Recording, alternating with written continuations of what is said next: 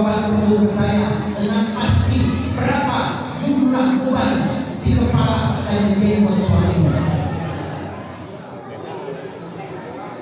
Ibu-ibu cuma jawab banyak gitu. Tapi kalau uban Nabi tahu nggak? Berapa? Berapa uban Nabi? Antara 18 sampai 21. Banyak riwayatnya. Terdapat dalam kitab Asy-Syama'il Al-Muhammadiyah karya Imam Tirmidzi. Asy-Syama'il Al-Muhammadiyah. Sayyidina Anas itu berapa jumlah uban Nabi? Kalau bapak-bapak saya suruh itu uban kamarnya berapa? Oh, jangan. Betul enggak? Betul enggak? Enggak ada gunanya. Enggak ada kerjaan. Tapi kalau uban Nabi itu kira-kira ada pahalanya apa enggak? Yakin ada pahala? Itu uban dapat pahala, yakin? Uban siapa? Uban siapa? Sallu ala Nabi Muhammad. Semua hal detail tentang Nabi sampai ke kita itu bukti tidak ada yang mengalahkan cinta murid-murid Rasulullah kepada baginda Nabi Muhammad SAW. Makanya antum kalau mau masuk surga ikuti cara sahabat, punya guru, cintai, dampingi sampai akhir hayat kita. Kira-kira siap enggak?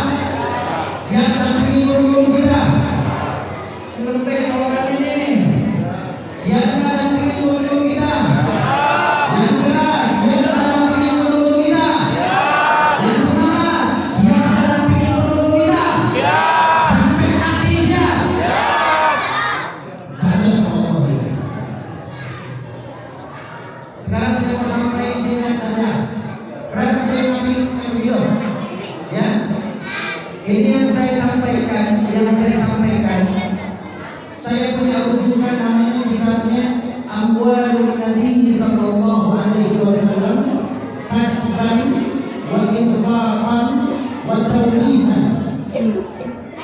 Duit Nabi yang diusahakan, yang diinfakkan dan yang diwariskan. Ini merupakan disertasi doktoral dari seorang ulama ahli ilmu Islam yang namanya Syekh Abdul Fattah As-Sarman. Singkat, Nabi punya keran duit jumlahnya ada 10. Berapa? Keran duit. Bapak-bapak keran duitnya berapa? Kita hitung ya, kita hitung. Pegawai negeri setiap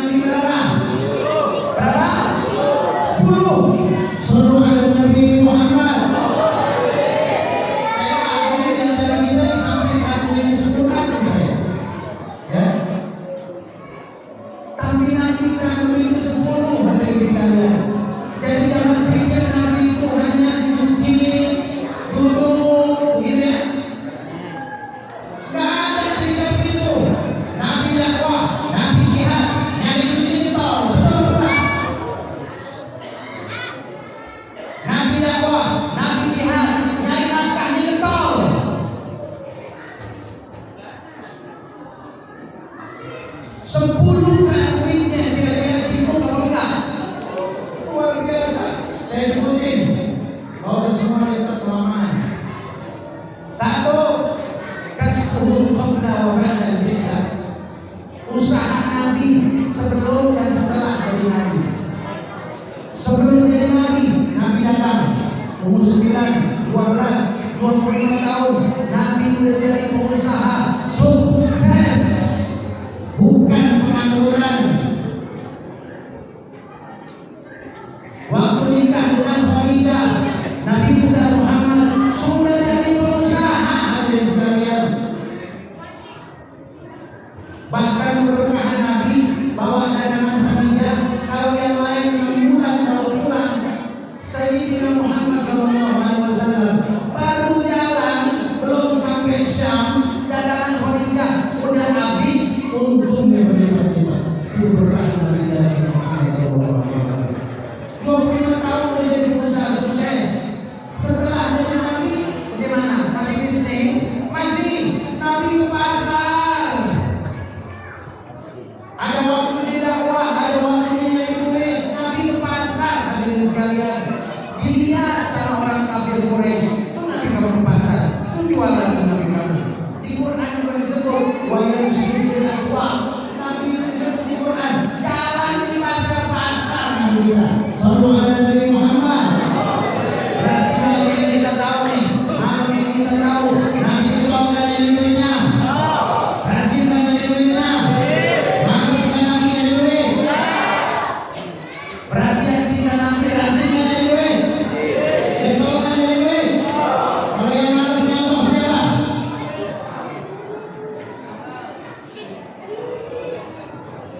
Kalau cinta Nabi itu tahu nyari duitnya. Karena kita tak boleh hidup dari dakwah, tapi hidupkan dakwah. Setuju? Yang kedua, al-ghanimah, harta rampasan perang. Nabi itu ikut 28 ghazwah. Apa itu ghazwah? Khurujul muslimina liqitalil kafirin bi qiyadatin Nabi sallallahu alaihi wasallam. Yang namanya ghazwah itu khurujul muslimin liqitalil kafirin. Dia dari Nabi perang melawan orang kafir yang diberikan langsung pada Nabi, itu namanya ghazwah. Nabi ikut 28 kali perang, saudara sekalian. 28 kali perang Nabi ikut ghazwah. Pimpin langsung peperangan, pimpin langsung umat Islam. Setiap kali menang ada harta rampasan perang. Dalam Quran disebutkan bagian Nabi khumus seperlima dalamnya. Seperlima. Jadi 28 kali perang, setiap kali perang Nabi dapat khumus seperlima. Yang ketiga, faid. Faid itu upeti, tapi ada balasan perlindungan. Beda sama raja-raja umpamanya. Mereka upeti, tapi ada yang privilege. Kalau Nabi faid dalam syariat Islam, kayak upeti, cuman timbal baliknya itu hartanya, nyawanya, keluarganya, lingkungannya, tanahnya dilindungi oleh Nabi Muhammad. Faidnya Nabi berapa? Banyak hadirin. Ada faid baik Nabi, ada 3 faid mencintai tanah, di Khaybar. Itu. Apalagi hadirin sekalian, selain ghanimah, selain usaha Nabi, selain faid, Nabi juga punya warisan dari orang tua. Nabi punya warisan dari Sayyidah Khadijah, ya. Banyak warisannya. Akan keterbatasan waktu. Kita langsung aja nih, ya. Berapa duit Nabi? Pengen tahu apa enggak? Pengen tahu apa enggak? Ya, tahu enggak? Berapa berat duitnya Nabi? Berapa? 10 ya? 10. Nah, kalau mau tahu 10-10-nya ngaji saya. Duit Nabi berapa? Saya mau kasih tahu gambaran ini. Setelah dibuat tabel sama Syekh Abdul Fattah Al-Samman dalam kitab Amwalun Nabi Kasbah Infaqan Al-Tawliha, itu disebutkan bahwa Nabi punya 5.700 onta. Satu onta harganya 60 juta. Berarti harganya sekitar 300 miliar lebih. Punya 10.640 ekor kambing. Harga kambing 3,5 juta. Kalau dikali sekitar 37 miliar. Nabi punya tanah 15 tempat, hadirin sekalian. 7 hadiah dari Bukhairi sahabatnya. Kemudian 3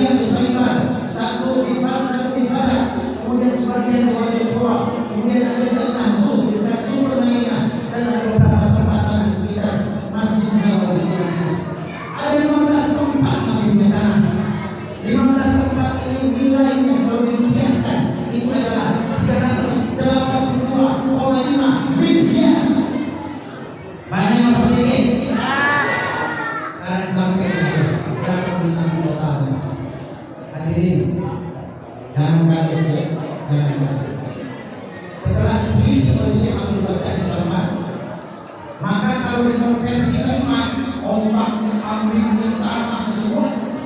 Nabi punya aset, punya duit sekitar 1.216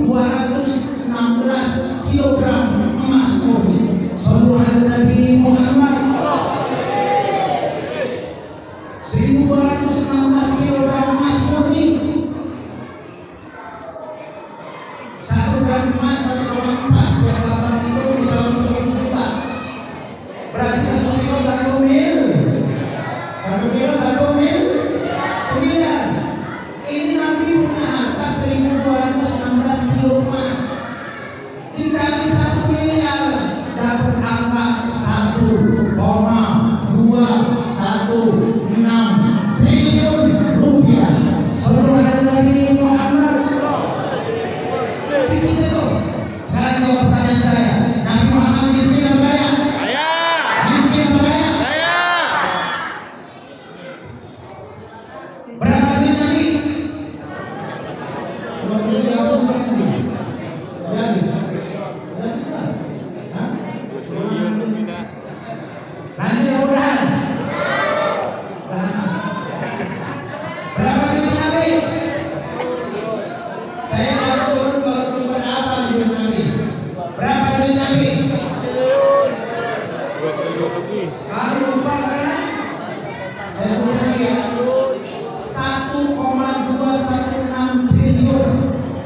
1,216. Karena duit Nabi 1.216 kilogram emas. Saya tanya berapa duit Nabi? Berapa duit Nabi? Udah jawab belum? Udah ingat apa belum? Berarti Nabi kita kaya apa miskin? Banyak duitnya apa enggak? Rajin kerjanya apa enggak? Ingat nyari duit apa enggak? Sallallahu alaihi Nabi Muhammad. Berarti yang rajin dagang itu Nabi apa enggak? Yang rajin dagang nyari duit nih, itu nyontoh Nabi apa enggak? Yang nyontoh nyari duit nyontoh Nabi apa enggak? Berarti hebat enggak yang rajin nyari duit? Tapi rajin nyari duit, sholat jangan tinggal, betul? Karena nyontoh Nabi Muhammad sallallahu alaihi. Hadirin 1,2 triliun, masya Allah. Pernah lihat nggak duit 1 triliun? Pernah lihat 1 triliun? Pernah lihat nggak? Aku juga pernah lihat. Oh iya, kalau begitu gimana kelihatannya mati nanti 1,2 triliun? Lihat sekarang. Saya ajak bapak-bapak mampir rumah Nabi. Ini hubungan si ngomong lagi deh. Kita kalau udah habis orang aja. Saya ajak bapak-bapak mampir rumah Nabi ya. Bayangin rumah Nabi aja deh. Sampai kita ke rumah Nabi di Masjid Nabawi. Rumah Sayyidah Aisyah. Hadirin, lebar rumah Nabi 4,5 meter. Panjang 4,5 meter. Masuk ke ruang tamu ada 1 kamar lebar 3 meter, panjang 3,5 meter. Berarti ruang tamu Nabi 1 kali 1,5 meter. Tinggi rumah Nabi 3 meter. Punya 2 pintu, 1 mengarah ke jalan, 1 kampus Masjid Nabawi. Tinggi pintu rumah beliau 150 cm, lebar pintunya 75 cm. Saya tanya, rumah Nabi besar atau kecil? Besar atau kecil? 4,5 kalau 4,5. Bapak-bapak di sini ada yang punya rumah 4,5, 5,5. Enggak ada, betul? Berarti antara kita yang hadir di majelis maulid, rumah Nabi kita yang paling kecil di antara kita hadir. Bini kita di tanah dia, atapnya dari tempat komenya ini, dia pesanan dia. Sesederhana itu, rumahnya Sayyidul Wujud, Sayyidul Maulud, Sholihu Miftah di Batil Jannah. Rumahnya pemimpin manusia, pemimpin alam semesta yang menutup pintu surga lalu dibukakan. Rumahnya sekecil itu hadirin sekalian. Masuk ruang tamu. Ada granit enggak? Ada granit enggak? Ada granit? Marmer ada enggak? Keramik ada enggak? Teraso ada enggak? Keramik KW1, KW2, KW berapa? Oh iya. KW3.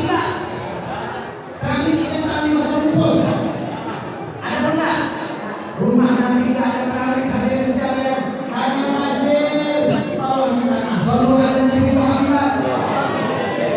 Seorang wanita namanya Tamimah dari hampir ke rumah Rasulullah SAW, datang sebelum masuk Islam. Setelah itu beliau menjadi sahabat yang mulia. Masih besar di sini lalu salibnya. Datang ke rumah Nabi jadi tamu. Nabi bingung, ini masuk ke ruang tamu.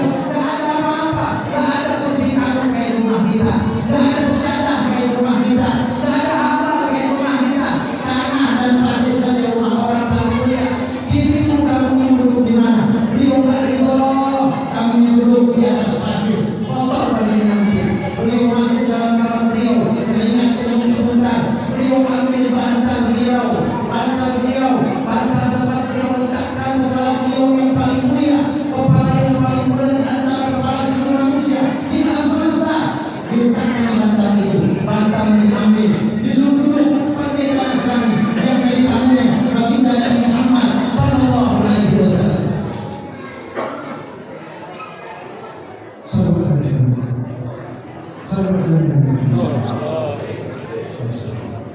Masuk ke kamarnya hadirin sekalian, tidak ada apa-apa.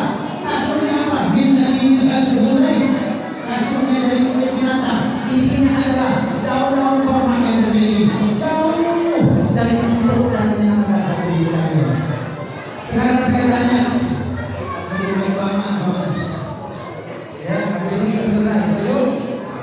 Sekarang saya tanya, orang punya duit 1,2 triliun, bisa nggak bikin rumah di lantai? Lantai 5, dinding 5, naik ke atas pakai lift. Di lantai 3 ada kolam renang.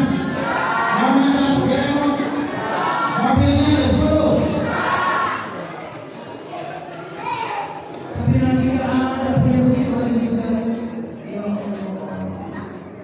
1,2 triliun, rumahnya 4,5 kali 4,5. Sallallahu alaihi Muhammad. Dunia tak mampu membukakan mata beliau. Dunia beliau tunjukkan. Saya sampaikan kepada para pejabat dan kaya, jangan kau jadikan program-program sebagai proyek, betul? Jangan kau jadikan rakyat sebagai sapi perah untuk memperkaya diri. Contoh pejabat-pejabat, contoh Nabi pejabat atau bukan? Pejabat atau bukan Nabi? Nabi pemimpin atau bukan? Jenderal bukan? Panglima bukan? Kepala negara bukan? Nabi pejabatnya di atas pejabat hadirin. Kaya 1,2 triliun, duitnya halal semuanya. Jangan lupa. Ya Allah.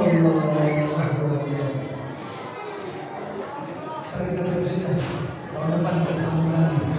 Insya Allah. Kira-kira paham belum?